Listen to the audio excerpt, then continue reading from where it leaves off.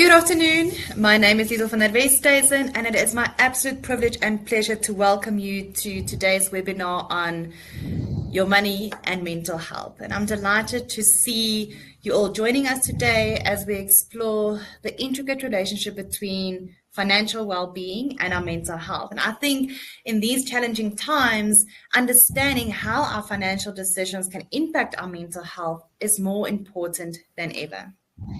So today's session really aims to provide valuable insight and strategies to help us navigate these interconnected aspects of our lives.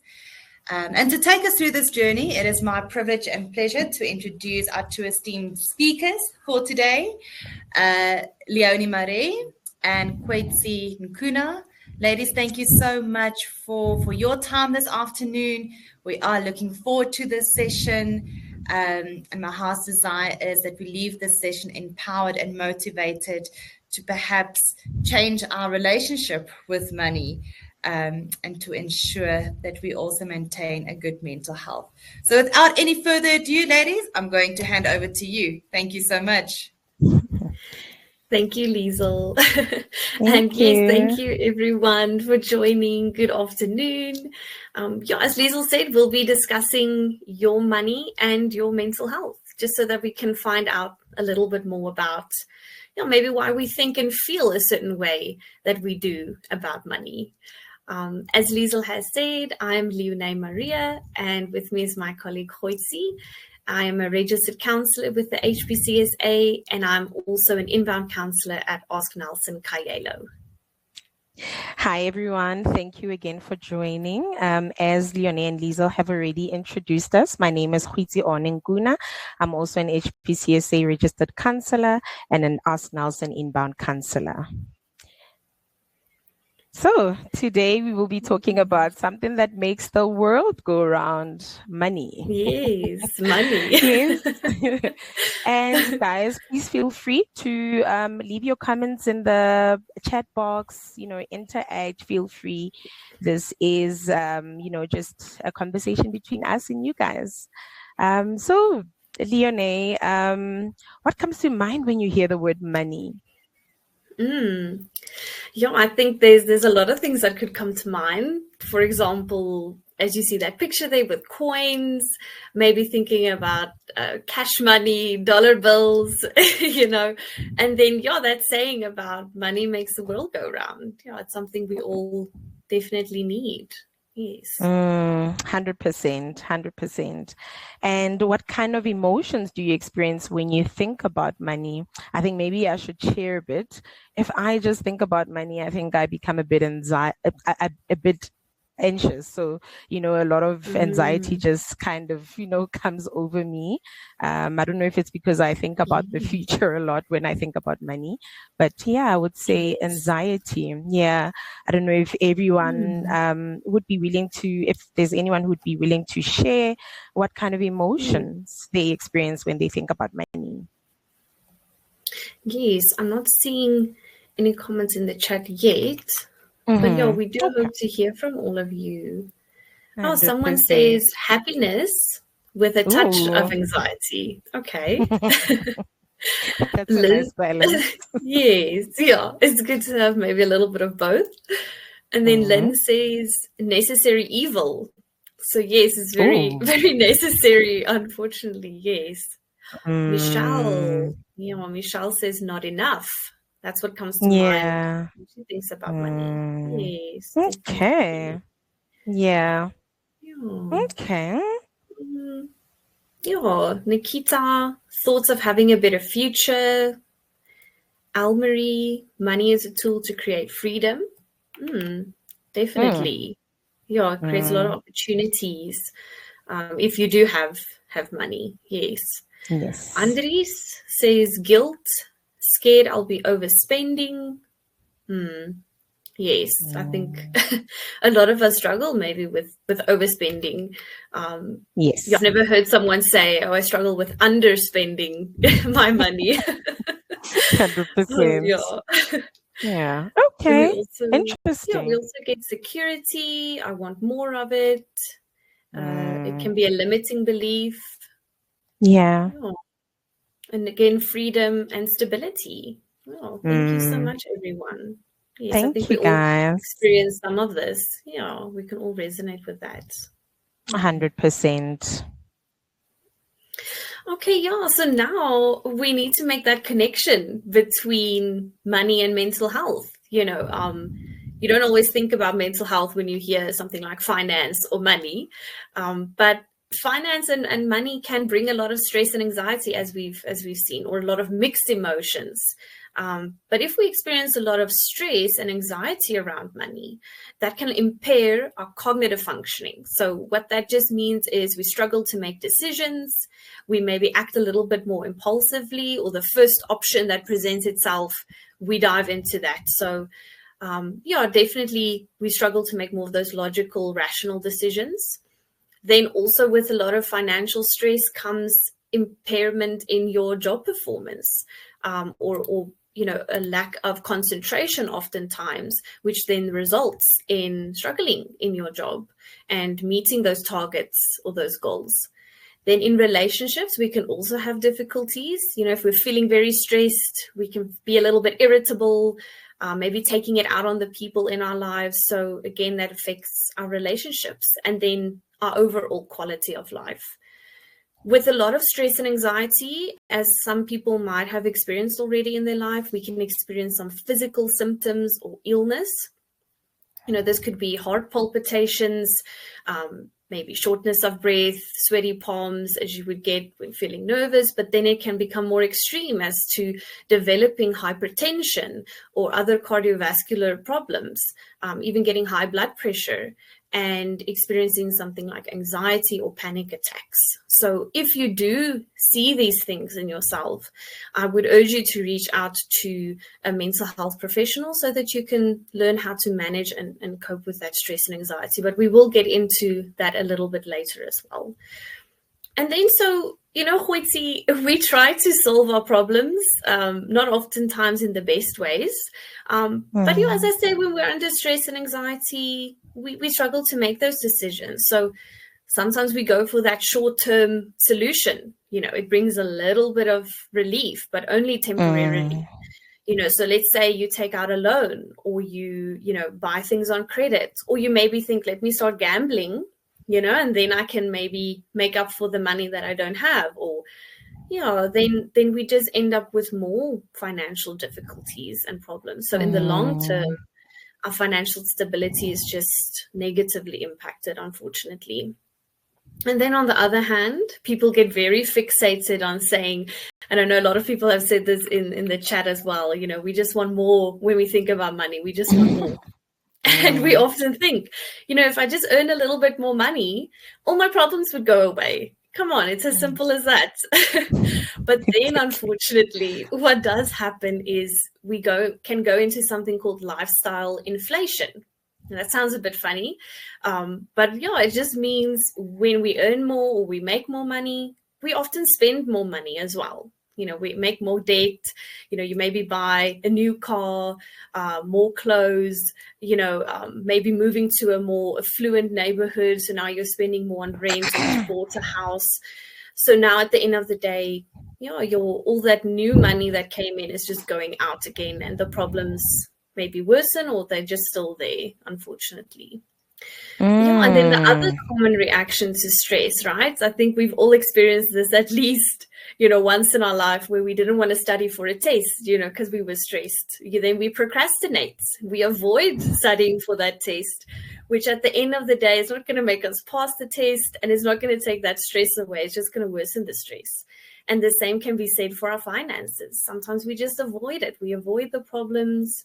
We avoid even maybe looking at our bank account and making it that plan, or setting up that budget, just so that we don't have to stress and feel anxious. So, we really want to start addressing these things, and we will get into them as we go on. But the aim should be to strive for financial wellness. And I think, Hoitzi, maybe you can tell us a little bit about what is financial wellness. Yes, 100%. So financial wellness is just basically the ability to live within your means. And it doesn't matter how much your income is, but just being able to live within your means. And I think this is something that, we struggle with. And I think you just mentioned it by saying, if you get that little extra 500 Rand, there's already plans for it. We never think, no, let's just carry on with the way our lives were before we got that 500 Rand. You're just thinking, I need to upgrade, whether it's my phone, it's appliances in the house, whatever it is, but the ability to live within your means, and also just being able to meet your current and future financial needs. We all have different goals in our lives. My goals may be different from yours, Leonie, but just being able to meet your current and future financial needs, being able to balance your income and your expenses, and being realistic, right, about it, because sometimes that's what we also fail to do. You're thinking, okay, I'm earning this much, it means I can afford this much. But just because you qualify for something, for example, at the bank, I think this is something we struggle with. If they say, oh, okay, you qualify for a 500K car. Yes, you qualify for it, but can you really afford to pay the installment? So just being able to balance your income and expenses, as well as saving for the future. Yes, we don't know what tomorrow holds. Exactly. But it's so important to save for the future, and also just understanding your relationships and emotions related to money. Those are the things that make, you financially well, if that makes sense. Yes. Yeah. And I wonder if anyone would like to share in the comments what they think financial wellness looks like, or how to get there, what it means to them. Yeah, I see there's a comment. Okay. Yes. From Lynn. Yes. She says sometimes the responsibilities one has, which has to be carried by one person in the household, drowns the person carrying the weight, even when you're living within your means.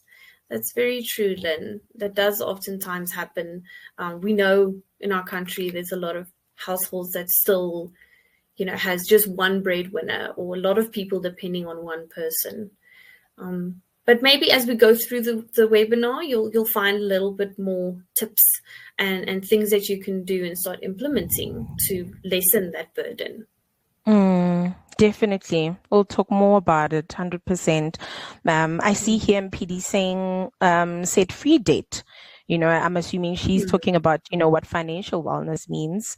And sure, that's actually a good one. I think being financially, free, right? It's a great one. Yeah. The Michelle says to have a good balance and not stress about finances. Oh, yes, Michelle, I think that is the ultimate, to not have that stress ever at all.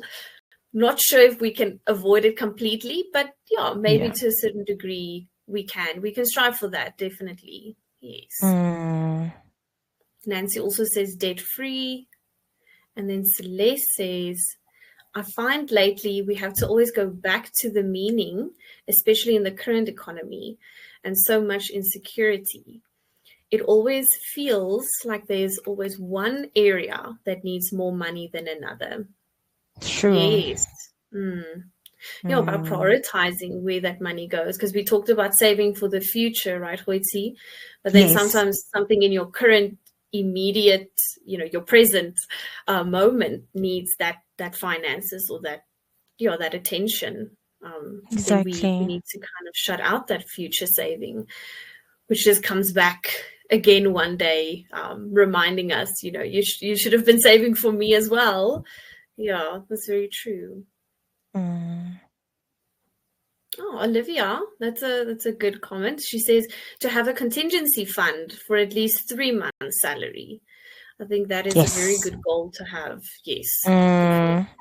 Definitely.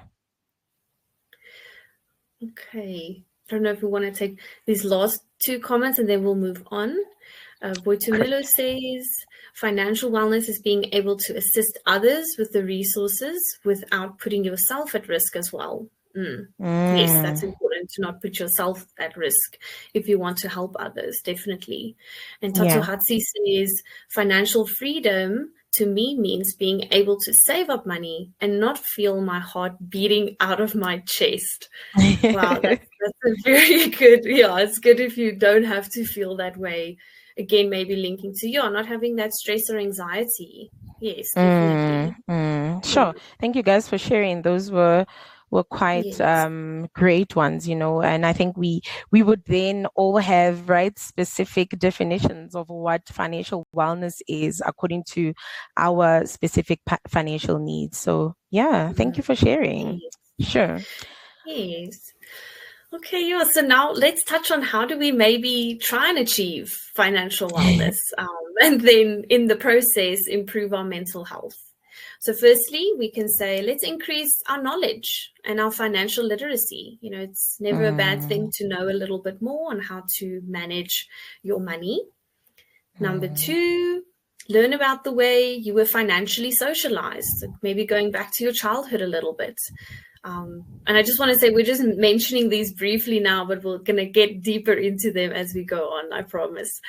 Then number 3, identify what your attitude is towards money. This is a very important one because your attitude is going to determine your behavior. Number 4, accept your level of control over your financial situation. Do you have more control or less control than you think? Then number 5, be intentional and mindful with your financial decisions. This is a very important one. And then number 6, learn to manage those emotions that do come up when we experience financial stress and crisis. Because as I said before, we might not go our whole lives having no financial stress. So when it does come, let's know how to handle that. Yeah. So maybe let's get into it. How do we then increase that, that knowledge? It's so important because, if I increase my knowledge and skills, then I'm going to, increase my financial self-efficacy. And I just want to dive into that a bit. An increase in financial self-efficacy means an increase in one's confidence in one's financial management skills. So how confident are you in your financial management skills and just the ability to achieve those financial goals that you've set for yourself? And this results in better financial practices and improved financial wellness. I think we would all strive for this, and learning financial management skills through financial coaching is also so important. This can be as simple as going to the bank and speaking to a financial advisor, or, if you have access to the Ask Nelson EAP service that we do offer here, you can also consult with one of our financial advisors here. And a financial advisor can provide guidance on, budgeting, debt management, savings, investing, property or vehicle purchasing, and personal or business loans. We don't stop learning, Leonie, like in my big age, at my big age. Okay, I'm not that old, but I'm just saying, like, where I am now, I am learning so much. I'm still learning so much. And I think, there's still so much room for improvement in finances. And I think that's just, many ways that we can definitely achieve that increase in financial knowledge and financial literacy. Yes. Especially we're never too old to learn. And I think with schools not necessarily focusing a lot on how to prepare us for handling our finances in the grown-up world. We have to then take that initiative, like you say, to speak to someone that that knows a little bit about finance, or someone at the bank, or if you have access to this EAP service, then definitely making use of those opportunities. Yes, 100%. And another way that we can do that is learn about our financial socialization. What is financial socialization? So it's just basically the process of learning and developing those norms, attitudes, values, knowledge, and behaviors related to finance. And we can be financially socialized by basically just observing, right, the behaviors of the people around us and learning rules about money, for example, from our parents, our friends, educators, and the media. Childhood experiences as well as major life changes that we undergo can influence our financial behaviors in life. I'll give an example, and I think a lot of African people will relate more to this. So I lost my mom a year ago, right? And at her funeral, so she used to be, she used to have so many societies, burial society, social clubs, and they all offer so many different, things that are very beneficial to either, whether it's a funeral, it's a maybe a party. I remember when it was my wedding, there's one social club that she was a part of that contributed a few things, and with her funeral, at her funeral, I remember one of the burial societies came and they contributed like quite a lot of money. Hey, and I was just like, okay, sure. So I've always looked at that and have always strived, or I'm still striving towards that type of financial lifestyle, and I saw how important that is in our culture, or in the things that we do. Also, like major life changes that we undergo also influence, right, the way that we handle finances today. For example, I just had a child last year.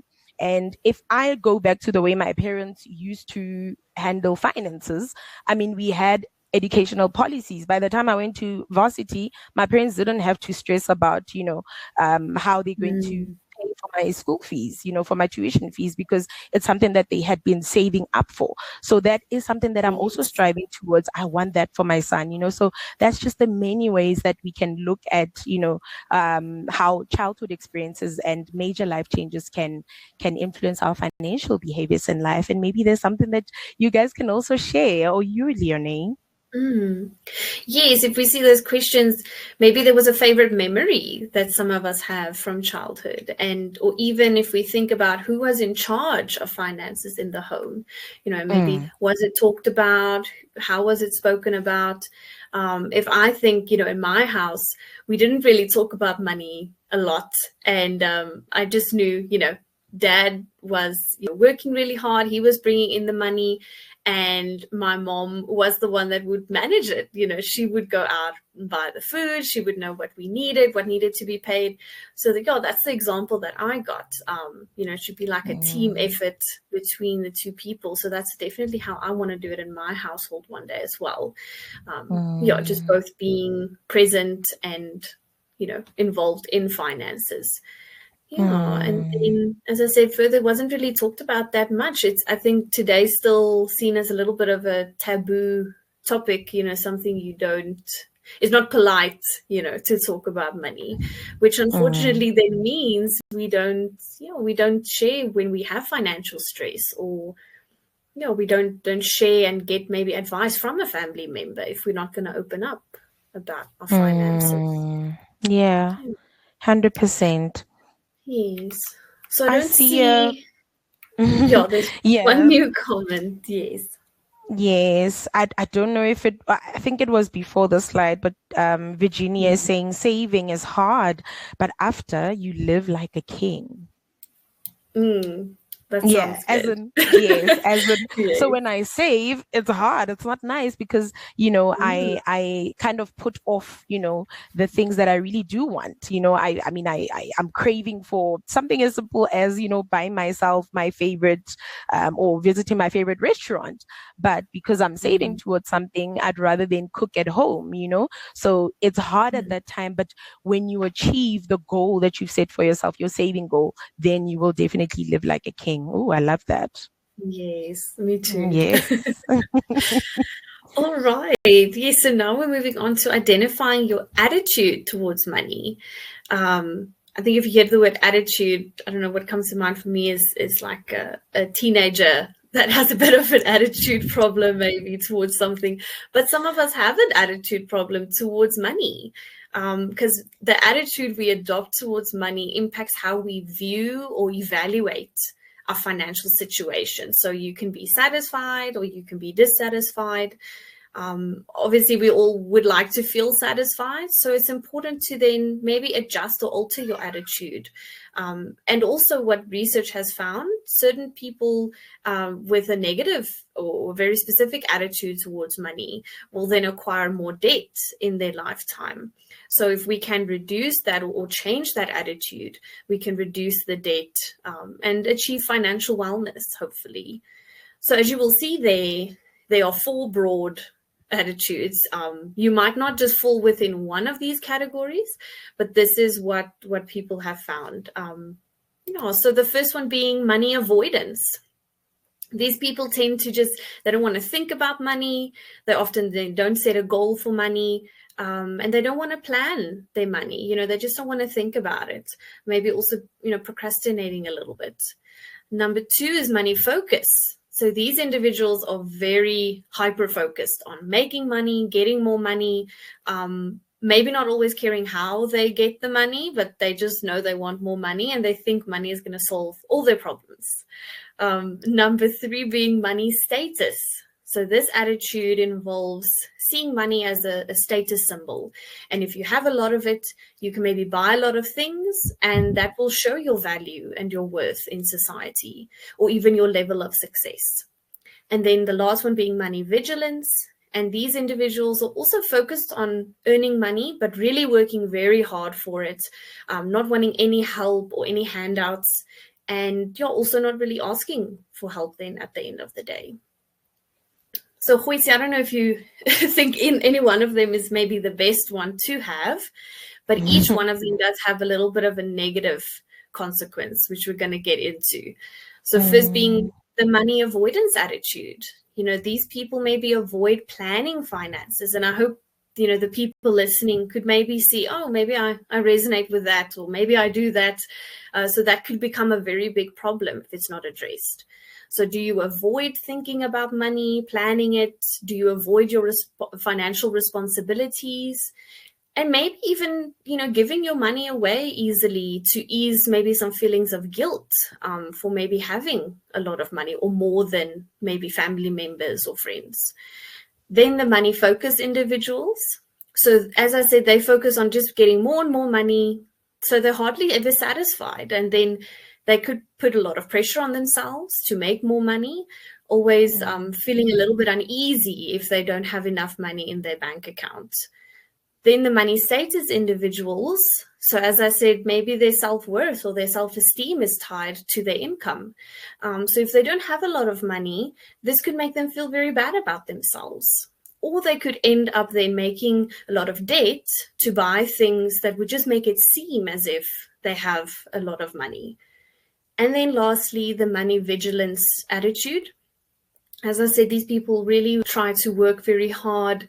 They don't want support, so they may be too prideful to ask for help from friends or family, especially for financial support. And they could develop a little bit of workaholism and maybe possibly even burn out at the end of the day if they put all that responsibility on themselves. And I do think about a lot of men when I think about this money vigilance attitude. I definitely think of my own father. And I think a lot of people who are the main breadwinner or, have this image that I'm the provider, they might have this attitude and end up, not really wanting any support when it might actually be needed to reach out to others or explore other avenues. Yes, I don't know if anyone feels comfortable maybe sharing if they could identify with one of these or maybe two of these attitudes. And like I say, just being more aware of, do I do any of these things that are just going to lead to more negative outcomes? So there are a few comments already. I'm seeing here Sihle says, money vigilance is the category I fall under. Growing up, I was taught that asking for money is bad. Now, even asking for help is hard for me in the present. Yes, definitely. Yeah. Makes a lot of sense. Yeah. I mean, if you grow up seeing the way that, things are done, you would actually grow up to, kind of see things in that way. So that makes a lot of sense. And Singobile says, what would cause a connection between having money and guilt? I'm assuming he's referring to money avoidance. Remember you said having money. Yeah. Yes. Yeah, I think it would be, yes, maybe if you see the people that you love or people around you not having a lot of money, and then, like I said, maybe giving it away freely to kind of ease that guilt. It could just be to support them, but there could maybe be some guilt feelings underneath there. And as you see, they also say these individuals might see money as being evil, which sounds very severe, but that could come from maybe more of a religious or moral perspective, where you think it's greedy to want money or to, be striving for money. And, that shouldn't be this thing that I'm almost worshipping. And that's why I'm just going to avoid it completely. Yes. So then again, maybe feeling guilty if you do have it, or feeling guilty if you maybe want more money. That's maybe what could influence that type of feeling or perspective. Okay. And Billy says cash is king. I realized that later. Issue is patience. I want something, I want it now. Yes. Yeah, and that's the thing, right? Patience is hard. It's hard to practice, but once you get the hang of it, you would appreciate the fact that you waited for it.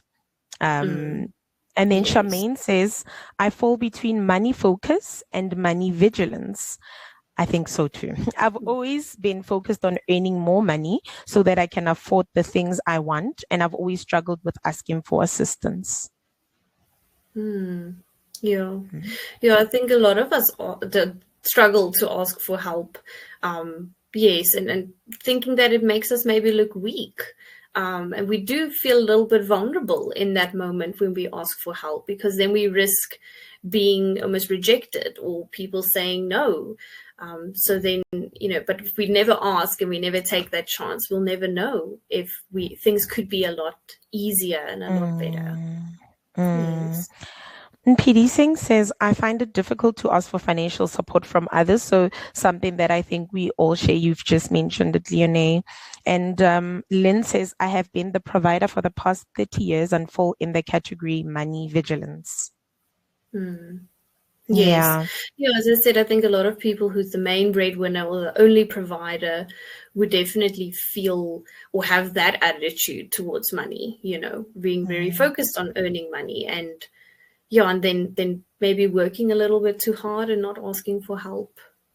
But then being the only provider means maybe it's important to ask for help, because none of us can really go through life or through hard times on our own. Yep. And Helen says, I think I fall into all 4 categories. Interesting. Oh, wow.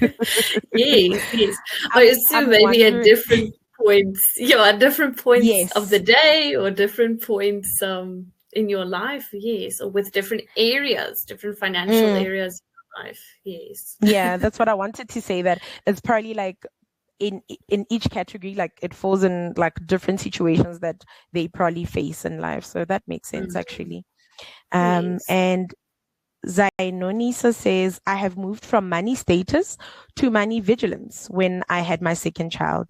My firstborn was completely spoiled and name branded in terms of clothing and other purchases. But after my secondborn, I was forced to reevaluate. Which is important, because then you see and learn from, your past experiences. Makes sense.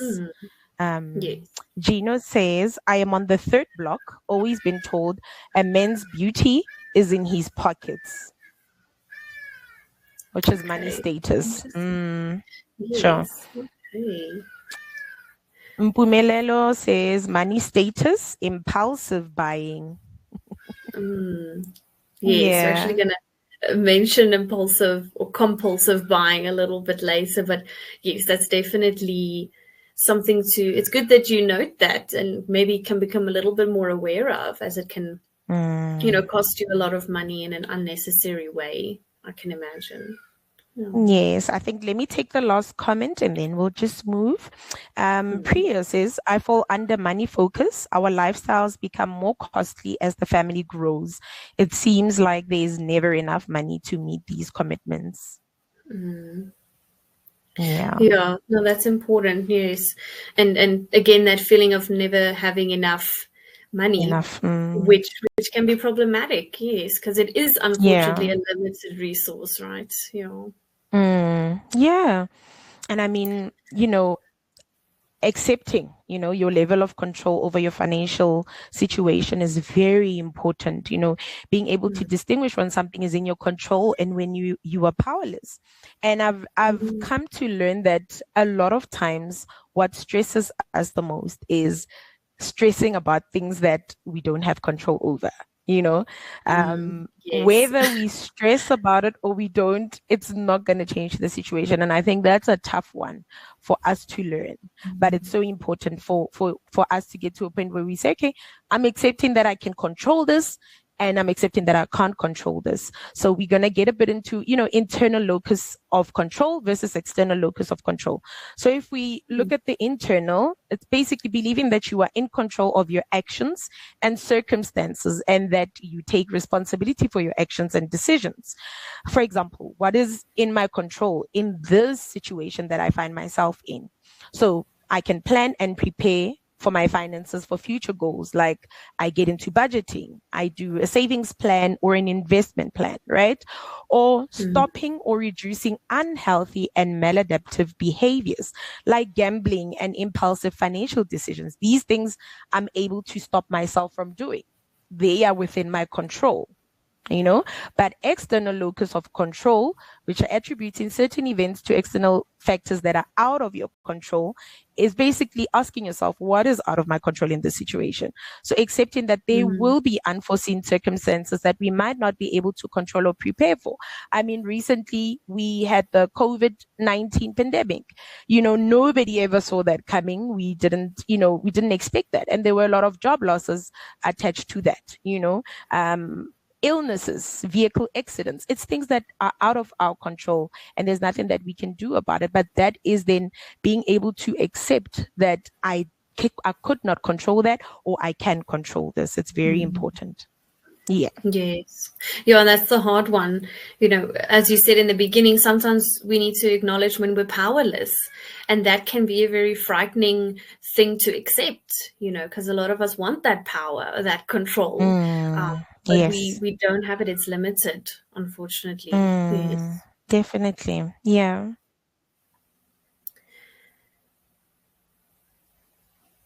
Yes. So, being intentional and mindful with your finances. This looks like identifying your objective level of financial health. So looking at your income, your expenses, your savings, investments and debt, all those things that are related to your financial well-being or financial health. And ask yourself the difficult questions, uncomfortable, very difficult, but very necessary. What do you spend money on that is unnecessary? And I think maybe if you guys are, feel free to share that, Leonie, what do you spend money on that is unnecessary? Yes. I would say, I think getting a lot of takeout or even like a takeout coffee here and there, when it's not needed.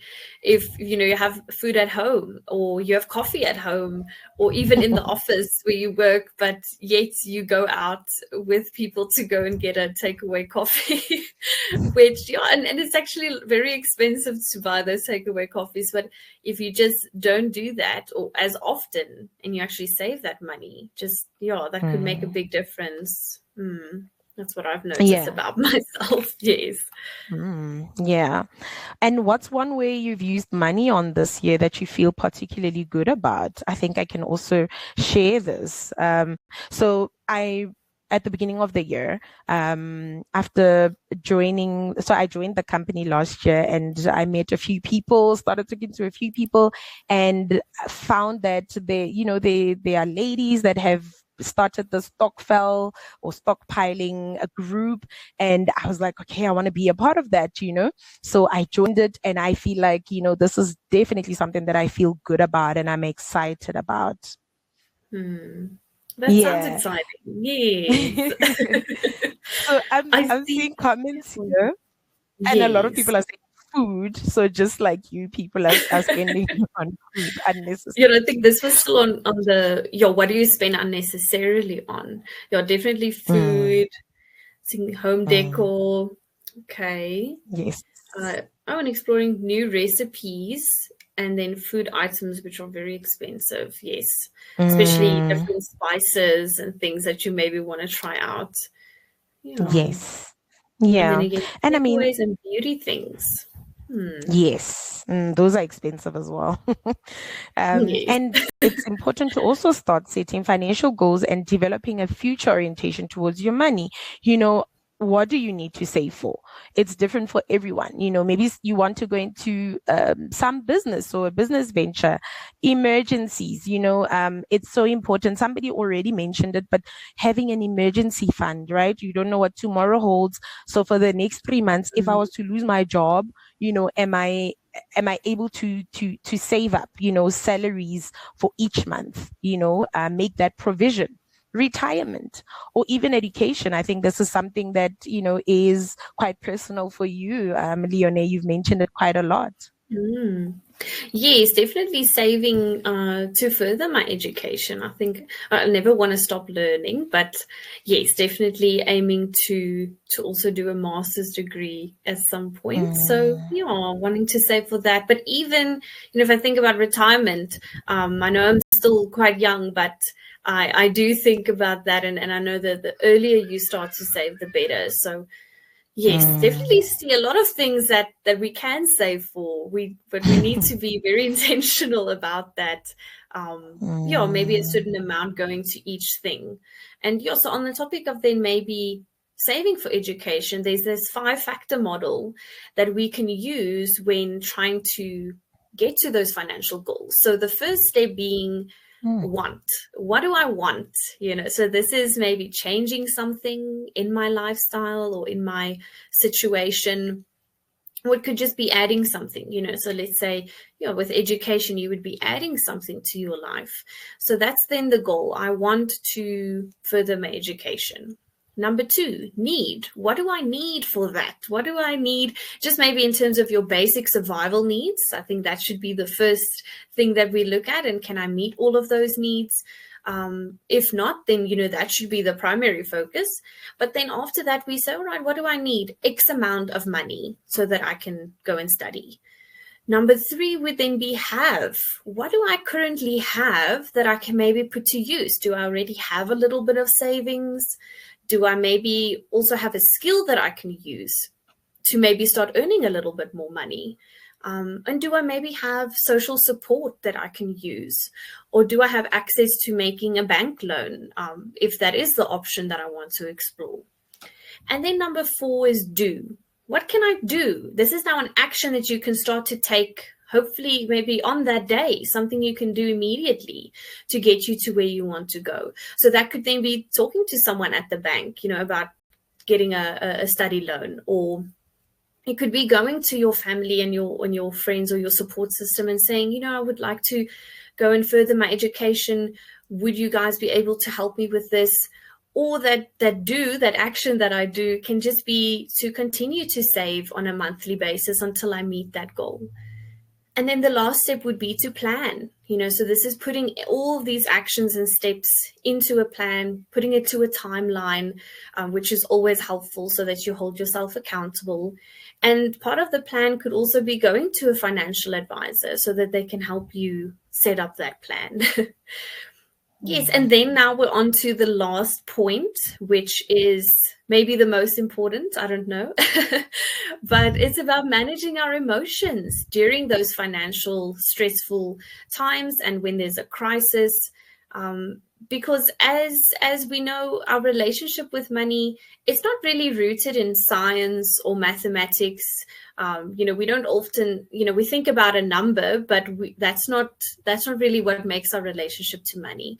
It's those emotions that we experience. So is it fear, pride, envy, or even greed?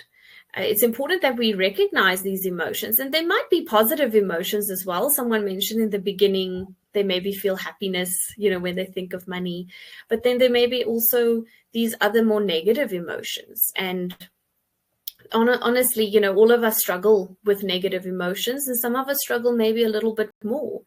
Then we engage in these unhealthy behaviors like using substances to cope or gambling. I see someone did mention that they tried their luck at gambling. So, again, this is then maybe a temporary solution. Maybe it makes us feel good temporarily, but not really easing the stress overall or the fear. Not really taking away that emotion that caused us to engage in this behavior. Then we also, again, see here the compulsive buying or what we can also call retail therapy, just trying to feel better by buying things we don't really need. And then also procrastinating or avoiding, as we've mentioned throughout. So we just want to avoid and escape that emotion and escape that problem, but it's just going to worsen the situation, unfortunately. So, Hoiti, what are these healthy coping strategies we could use potentially? Yes, so there are quite a number that we've listed here. Maybe you guys can try these stress management strategies when you are feeling a bit, stressed. Awareness and acceptance of one's emotions. So, be aware of what you're feeling, and sit with that emotion, recognize it for what it is, because that's also important. Don't invalidate your feelings or just chuck them under the carpet. It's very important that you are aware and accept that you are feeling a particular way in that moment. And then we also have, just a way to calm down, deep breathing exercises. We've got something called the box breathing technique that we will show you in the next slide, and also engaging in 5 senses, which is also called the grounding technique, just a way to help you calm down a bit. Because remember, the mind and the body are connected, right? So if I'm stressing the whole time, my body's also going to feel it. I'm going to feel tense. I'm not going to relax at all. So this is just to help you be calm and just relax. And muscle relaxation exercises are also a way that can help with that as well. And you can also Google or check these out on YouTube. Physical exercise, I know a lot of us will just think, yo, I don't want to go to the gym, it's cold now, but it can be as simple as taking a 5-minute walk, maybe in your estate where you live or down the street, and just come back. That is something. Spending time outdoors in nature has such a positive impact on one's emotional well-being as well, because if I'm cooped up in my room the whole time with every thought that I could possibly have, I'm going to feel depressed, I'm going to feel very down, and I'm just gonna want to spend the rest of my day in there. But if I allow myself to spend time outdoors in nature, I've got a clear mind, and I've got a better way of understanding and maybe making sense of maybe my stress at that time. Listening to calming music is something that is also very helpful. And I always encourage people to do this, especially when they struggle with, when you're stressing, you sometimes struggle with sleep as well. So just a way to kind of get yourself to calm down before sleeping time. It's a way to do it, whether it's gospel music, classic music, jazz, whatever it is that you find calming. And, a good sleep hygiene. So your 6 to 8 hours of sleep every night is so important, because sleep also affects our moods, right? So if the next day, if tonight I don't sleep well, it's definitely going to show the next day. Engaging in social support by co-regulating with another person, by sharing your concerns. So this came up a lot where people spoke about, I struggle with asking for help. So maybe not necessarily looking at it as I am going to be saying, hey, I don't have money, but just being able to share that with someone, whether it's a colleague, a friend. You may find that that person is also going through the same thing, or they've been through the same thing, and they'll be able to share some insights and something that you can take from there. And like I said, we don't stop learning. That's something that can help. And then being able to separate your emotions and the effects of the situation, because when we stress, we do tend to over exaggerate something, because you're so stressed that everything that you see is just stressful. I don't see a light here at the end of the tunnel. I'm stressing. Okay. So, but being able to separate my emotions and the fact of the situation helps recognize it for what it is. It's that situation, and my emotion is here as well. And then being able to reframe the experience to identify opportunity for change, learning, and improvement. I always also talk about, and I think it goes in connection or hand in hand with what we have control over. So, for example, let's say now you feel like, I wish I could get an extra income, because or I wish I could get more money at work, but your salary maybe is, it's not moving at a pace that you'd like it to. Maybe an annual increase is not enough. So you just look at it, okay, so that part I can't control, but there's something that I can control. So how about I reframe my experience in this way? So I would like to start a business, but it needs capital. Okay, let me rather capitalize on a skill that I do have. So in my case, for example, I'm a registered counselor. How about I start doing counseling on the side, in my own private time? How about I engage in that? I'm capitalizing on my skill of counseling, which doesn't need money for me to start.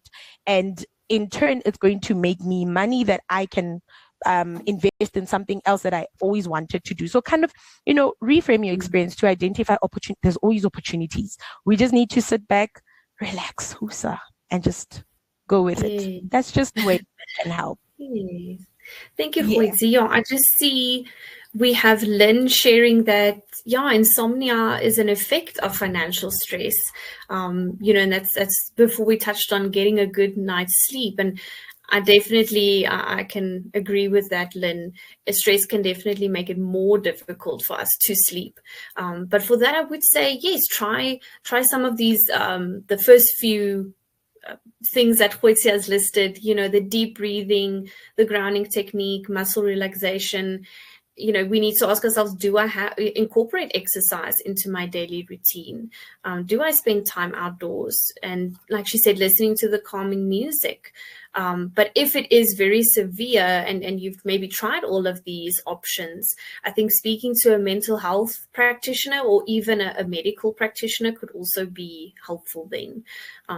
Because then I also see, sure, I hope I'm pronouncing your name correctly. Is it Zenoniza, who said that she tries chamomile tea, and she also got medical assistance who helped her with her insomnia. So I think that's definitely a good point.